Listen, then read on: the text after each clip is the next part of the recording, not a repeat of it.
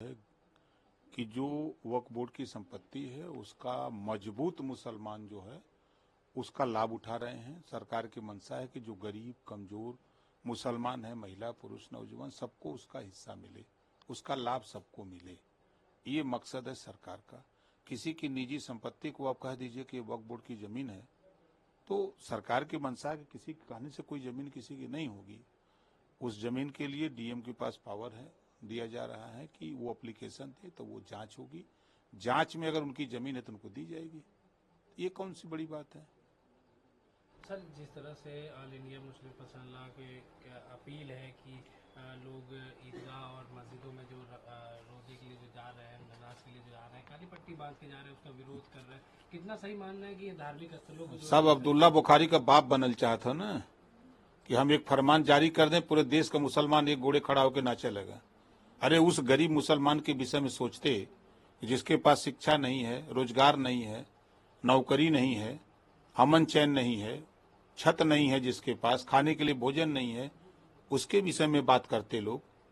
ये जो मजबूत मुसलमान हो गए हैं, ये हमेशा कमजोरों को सताने का काम करते हैं। वो अपनी कौम को सता रहे हैं, अपनी कौम का वो लोग दुश्मन हैं। कहने के लिए वो मुसलमान हैं, लेकिन अगर वो मोहम्मद साहब को मानते तो मोहम्मद साहब के आदर्शों पर चलते, और मोहम्मद साहब के आदर्शों पर चल करके वो गरीब कमजोर मुसलमानों की मदद करते, लेकिन वो ऐसा नहीं करते हैं। तो सर, जो धार्मिक तो कितना सही मानते हैं कि धार्मिक 100% गलत है। मजबूत मुसलमानों को ताकत देने के लिए वक्फ बोर्ड की जमीनों पर जो मुसलमानों में जो माफिया बन गए हैं, वक्फ बोर्ड की जमीनों को जो लूटते हैं, फर्ज बेच करके पैसा कमाते हैं, वही लोग ये फरमान जारी कर रहे हैं। उस गरीब मुसलमान से पूछिए, यही लखनऊ की बात कर रहा हूं, कि अगर किसी के घर कोई मैयत हो जाती है, दफन करने के लिए जाता है, तो कब्रिस्तान में 5-5 लाख लेते हैं यहाँ बैठे हुए लोग, उसके मालिक लोग। यही है मुसलमानों के प्रति न्याय। कम से कम इनको सोचना चाहिए, जिसकी अगर मैयत पड़ी है 5 लाख देगा तब वो दफनाएगा। इस तरह की हरकत करते हैं। अरे वो जो कब्रिस्तान बना है सबके लिए बना है, आप उसके मालिक हो तो ठीक है, ऐसा ना करो कि गरीब बेचारा का बात ना बनी। उसके पास, जिसके पास नहीं होगा 5 लाख कहां से देगा?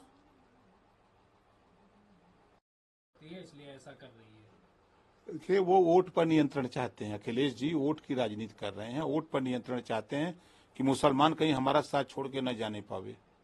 इस नाते वो ये बात बोल रहे हैं। आप बताइए, कौन सा नियंत्रण सरकार चाह रही है?